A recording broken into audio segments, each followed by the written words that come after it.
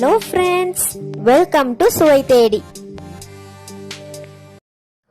இன்னைக்கு நம்ம சேனல்ல சூப்பரான வடகறி எப்படி செய்யறதுன்னு பார்க்க போறோம். வடகறி செய்யறதுக்கு 1 கப் கடலைப்பருப்பை ஒரு அரை மணி நேரம் ஊற வச்சுக்கணும். இப்போ இந்த கடலைப்பருப்பை ஒரு மிக்ஸி ஜார்ல போட்டுக்கோங்க. இது கூட 1 டீஸ்பூன் சோம்பு, 4 காய்ந்த மிளகாய், தேவையான அளவு உப்பு சேர்த்து வடை பதத்துக்கு கொஞ்சம் கொஞ்சமா தண்ணி சேர்த்து அரைச்சுக்கோங்க.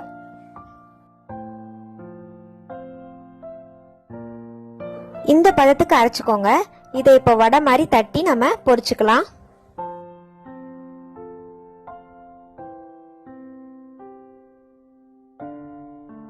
இப்போ ஒரு பேன்ல பொரிக்கிறதுக்கு தேவையான அளவு எண்ணெய் ஊத்திக்கோங்க. இதுல இப்ப நம்ம தட்டி வச்ச வடைய போட்டு பொரிச்சு எடுத்துக்கலாம். ரொம்ப பொரிக்கணும்னு அவசியம் இல்லை, லேசா வறுத்தா போதும். இந்த வடையை ப்ரிப்பேர் பண்றதுக்கு 2 வழி இருக்கு. ஒன்னு நீங்க பொரிச்சு எடுத்துக்கலாம், இல்லனா இட்லி குக்கர்ல அவிச்சு கூட எடுத்துக்கலாம்.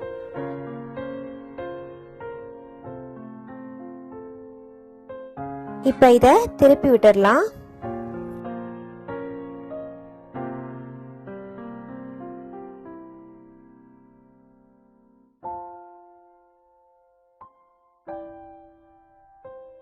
இந்த மாதிரி லேசா பொரிச்சா போதும்.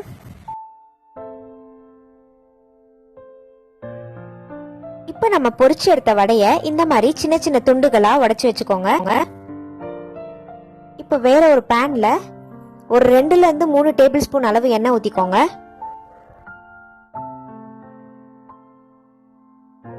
எண்ணெய் நல்லா காஞ்சதும் 2 பட்டை, 1 பிரிஞ்சி இலை சேர்த்து நல்லா வதக்கிக்கோங்க. இப்ப இது கூட 2 மீடியம் சைஸ் வெங்காயத்தை பொடியா நறுக்கி வச்சிருக்கேன், அதை ஆட் பண்ணி வதக்கிக்கலாம். இது கூட 2 பச்சை மிளகாவும் 2 டேபிள் ஸ்பூன் இஞ்சி பூண்டு விழுதும் சேர்த்து நல்லா வதக்கிக்கோங்க.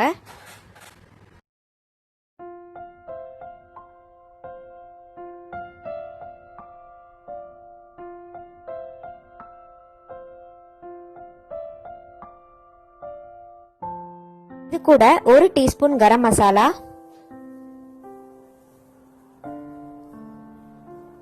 3 டீஸ்பூன் குழம்பு மிளகாய் தூள், அரை டீஸ்பூன் மஞ்சத்தூள், 1 டீஸ்பூன் மிளகாய் தூள். இது கூட கொஞ்சம் தண்ணி சேர்த்து இந்த மசாலாவை நல்லா மிக்ஸ் பண்ணிக்கோங்க.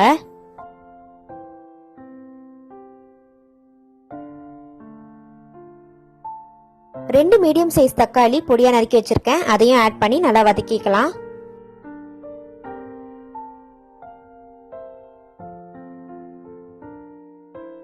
இப்போ இந்த மசாலாக்கு தேவையான அளவு உப்பு இப்ப ஆட் பண்ணிக்கலாம். நம்ம உடைச்சு வச்ச வடைய இதுல சேர்த்துக்கலாம். வடை நல்லா மசாலா கூட கோட் ஆகுற மாதிரி நல்லா மிக்ஸ் பண்ணி விட்டுடணும். இப்போ இதுல 1.5 கப் தண்ணி நான் சேர்த்திருக்கேன்.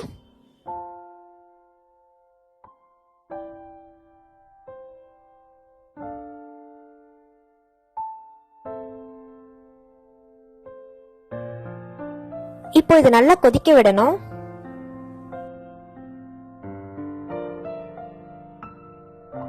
இப்போ இது நல்லா கொதிச்சிருச்சு. இது கூட 1 கப் தேங்காய் பால் சேர்த்துக்கலாம்.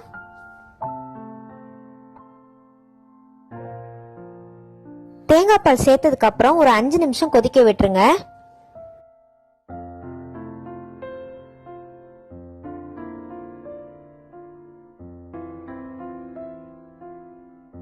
இப்போ லாஸ்ட்ல கொஞ்சம் கொத்தமல்லி தூவி இதை இறக்கிடலாம். அவ்வளவுதான், நம்மளோட சூப்பரான வடகறி இப்ப ரெடி ஆயிடுச்சு. இது இட்லி, தோசை, சப்பாத்தி, பூரின்னு எல்லாத்துக்கும் சூப்பரா இருக்கும். ட்ரை பண்ணி பாருங்க.